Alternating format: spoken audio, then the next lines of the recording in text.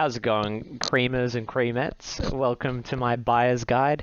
Now, before you actually watch this guide, I highly recommend you watch my card analysis guide and other ones of the sort.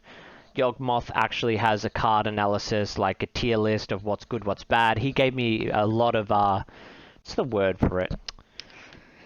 Inspiration. Didn't think I'd be dabbing on him. But yeah, had to sneeze there. But yeah, Yawgmoth gave me a lot of inspiration. Professor F, they've got some card guides. I'm sure all the main guys do. It's that season. The season of squeezing those views, making that content. You know what I mean? I'm here doing it. Hopefully I can provide some value to you guys. That is my goal. And I would love feedback on anything I could do better. And yeah. Let's get started. So first of all, I have read through this and I'll give you a TLDR because honestly, the first couple pages of shit is just random lore-based nonsense. But here's the main thing to take into consideration. You can't get Mortal Judgment cards whilst buying the booster pack or shiny pack. You only get 3 cards per pack. So it's not like Light's Verdict where you got 5 Mortal Judgment cards, 1 Light's Verdict card for a total of 6 cards. You're only getting 3 cards and they're all related to the 20 cards that are being released in this mini set, the Christmas set, Winter Wanderlands. Not Wander, Wanderlands. Wonder. That's weird how you can say wonder with an A and an O, it's the same thing. Anyways, I'm getting caught up in the source. New design and distribution, so that's kind of where they go into detail about how they're doing it. Here is where the alarms went off. Because these prices are ridiculous. Like, they are ridiculous. You could price it at whatever, as long as people are willing to buy it. The card would be like a portion of whatever the pack costs. But you guys have to take this into consideration. Now, this isn't financial advice, but yeah, I'm just here for entertainment purposes. I'm no financial advisor. Do not take this as financial advice. But what I find interesting is this pack's $10, right? This pack's $100. Now, let's do some maths. So you could buy 10 Winterland booster packs for the same price as 1 shiny. So whatever the booster pack percentage of getting a card is, if we price it dollar for dollar, 10 packs is the same as buying 1 shiny. So a booster pack gives you a 0.83% chance of getting a legendary. The shiny pack gives you a 6.67% chance, right? So if I bought a shiny pack, I have a 6.67 of any of these legendaries, right? And at the end of the shiny pack, I'm left with 3 cards, right?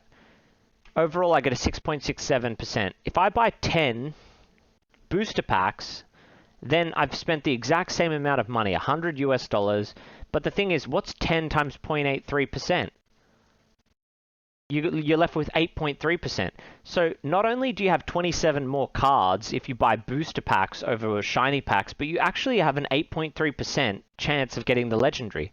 So you have a fucking higher chance and you pay the same amount of money.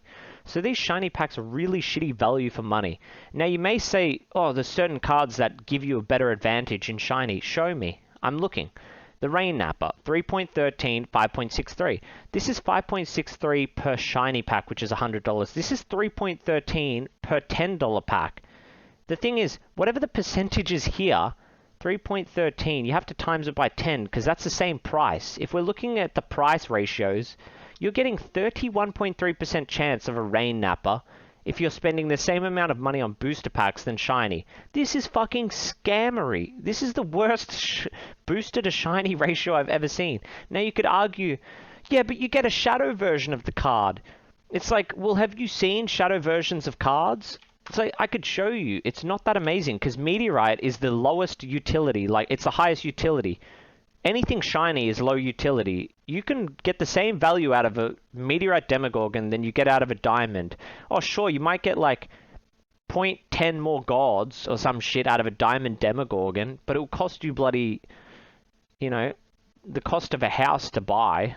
But anyways, let's look at the Light's Verdict set, right? And look at the shiny differences. So Meteorite is 12 cents. What's the Shadow worth? 66 cents. It's like, meh. It's like, you have a 31% chance of getting it from Light's Verdict on top of having more cards, but the Shadow's worth 66 cents. What about Blade? 207? Look at that. It's not even double the price. So The Dearly Departed Shadow to Meteorite is good. The Blade, not so good. 361 to 207. If they ever do deforging, holy shit, these shinies will go up. But if deforging isn't a thing, it's like regular Blade is 207. Gold Blade is 1,000, but a Gold Blade is 25 regular, so 200 times 25 is like, what, 5,000 or some shit? I don't fucking know. It's a lot. Well, let's see what it should be if it was 1-to-1 ratio. So there's 25, it's 5,000. Holy shit, my maths is insane. I just did that like a bloody human calculator. But yeah, so you get the idea, right? They're not 1-to-1 ratio. So you getting a shiny card is not going to be very profitable on the resale market if that's your idea, because someone who has a Meteorite Blade will get the same amount of win ratio than someone with a gold. Maybe you could blind a couple players with poor eyesight. Oh, it's too shiny. And then they misplay. Or they get distracted like a moth to the light and they cutthroat you and they take the card they shouldn't because it's shiny. People do shit like that. I've done worse. Sometimes I'll take a Diamond Demogorgon just so I can pretend I'm a Giga Whale Chad. But anyways, the ridiculousness of the percentages is wild. Like, we're talking 31% in a booster compared to 5%, right? Fir Tree, 3% here, 5% here. Guiding Light, 9% here, 5%. Now, if you've watched my tier guide, what is Guiding Light? It's a C card, so you're paying $100 to get a shittier card. Like, you've got a higher chance of getting a shit card if you pay more. Take the Reins. Take the Reins, B. Now, you might not agree with my tier list, sure, but you can't deny the just outright you're paying more and getting less in terms of value per dollar spent. Now, not only are you paying more and getting less, you're getting more shit cards. It's even like worse than it could be. You'd think at the very least they'd leave like the chasers, like the strongest cards, and give you the highest percentages. But even when they try to, with like the legendaries, you're still getting more value out of the boosters. So what I've deduced from this is there is no reason whatsoever to get shiny legendaries. You'll get... Here is the nail in the coffin, okay? Look at this. Diamond card, 0.2% chance per booster pack. Shiny packs, 1% per shiny pack. So you could buy 10 packs with 0.2 in each pack. That doesn't mean it's 2%, right? That's not how maths works. But I promise you now, the chance is higher in 10 packs to get... It's higher for a reason. Look at this. 0.2 times 10 packs. You got to... What did I do? It's 2%, okay? So you have a 2%, not chance per pack, right? That's 2% per 10 packs. That's how it works. You either get a 2% per 10 pack or you get 1% per pack, right? I'd rather a 2% per 10 pack and be left with like 29 better cards or whatever, or 30 cards compared to, sorry, 27 unique cards that I can sell on the market, and Meteorite has the highest value because it's the lowest, value for highest utility. It's the cheapest you can actually buy a card that you can then play it. So even on the shiny side, you're not even getting shiny value, even though we know for a fact a shiny version is, this is just overpriced nonsense. But let's say a shiny card is 125 meteorites plus the forging cost and flux cost. 125 times a $200 card is 25,000, okay? But they're selling it here for 2.6. It's like, it's not worth the extra price, you pay for the pack. You're not getting ROI. There's no chance. If, however, the shiny card was 10x the price of a meteorite, like, and you were guaranteed it on the same level as a meteorite from a shiny pack, then sure, it'd be worth. But you're not guaranteed it. It's a 1% chance, and it's not 10x or higher. Here's where I find it really strange. 10 booster packs is 10% for a gold, or 10 shots at 1%. Here, you get one shot at 25%, right? And that's it. So yeah, it's like, would you want one shot at 25% or 10 shots at 1%? Yeah, you want the 25, right? It's still 15% higher, even if it was like you could add percentages up that way, right? Now, Shadow, you get 5%, and in a shiny pack, it's 74. So most shiny packs are all shadows, right? You're just going to be left with a bunch of shadow garbage that's worth like not even double the price of the meteorite. Now, would you rather 2 meteorites? Or would you rather a shadow that you paid 10x for that you can only sell for 2x the price of a meteorite? So 2 booster packs will outweigh the value of 1 shiny. Not to mention you've just paid an extra 8 booster packs off. So you get like 5 times the value if we're looking at actual prices on the market. Enter War, 15. What is it in gold? 52. So it's like 2.5x. So if you're only getting 2.5x for a gold than a meteorite, then why the fuck is the cost of the shiny so much more than the booster? So yeah, pack supplies are limited. Thank God there's only 5,000 shiny. These are fucking rug pull packs. They're literally rug pull packs. The snowball discount, it starts off at 10%. That's always fun, but that works for booster and shiny, so it makes no difference which you buy. There's also a referral bonus that you can deduct. So if you made a second account, I'm pretty sure you can get a referral bonus, and anything you buy, 10% of the purchase price goes to your second account. That's not legal, I don't condone it, but I know people that have done that. So I really don't know how I feel about these referral discounts, but it's a nice idea. But yeah, this comes with the base reduction of 10%. Now you got to remember, these cards aren't all that and a bag of chips. But $10 for a pack is kind of sus, in my opinion. It's very expensive from the $2.50 for 5 cards, but look, there's less cards, so it makes sense that the price is higher. But the funny thing is, the price of these packs could be anything as long as the cards are strong, because people would have to then decide, I'm selling this card based on what it cost me, plus the scarcity and how many people have it, supply and demand. The problem is, if you're paying heaps of money for the initial buy of the pack and the cards all suck, and they continue to suck, then you can't actually sell them for the pack price or even close. So technically 10 divided by 3 cards, each card should be based around $3.33 a card. But that's not how life works. Why was, Dearly Departed a $2.50 pack, and you got a 12-cent card, there was 6 cards in the pack, $2.50 divided by 12, it's still not even to the pack price. Cards naturally depreciate more than the pack price if they're not strong cards. So the real price of a card isn't based on the pack price, but the card strength. And based on a lot of people's tier lists that I've seen, the card strength in the meta is dog shit. So all the cards are going to be dog shit, except for a couple.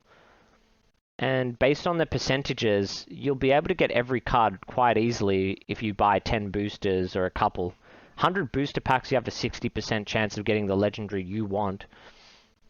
This is just generalized math. This is not correct the slightest, because the way maths work is, there's an analogy with a coin I'll use. If you have a 50% chance of landing heads or tails, and you land tails 3 times in a row, that doesn't mean the 4th time you flip the coin you have a higher chance of landing heads. It's still 50%. So just because you buy 10 booster packs for a 1% chance doesn't mean they add up and you then have a 10. You could get the 1%.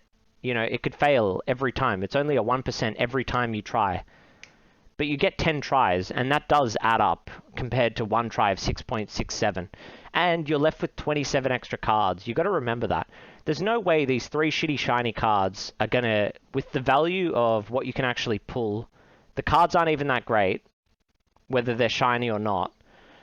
And yeah, the chances of you getting a shadow is 74%, which sucks. So most of the time you're going to get some dog shit card that's only worth 2 times the meteorite, and you paid 10 times the price. So I'd definitely rather have 27 extra cards and complete the thing and have a higher chance of getting diamonds.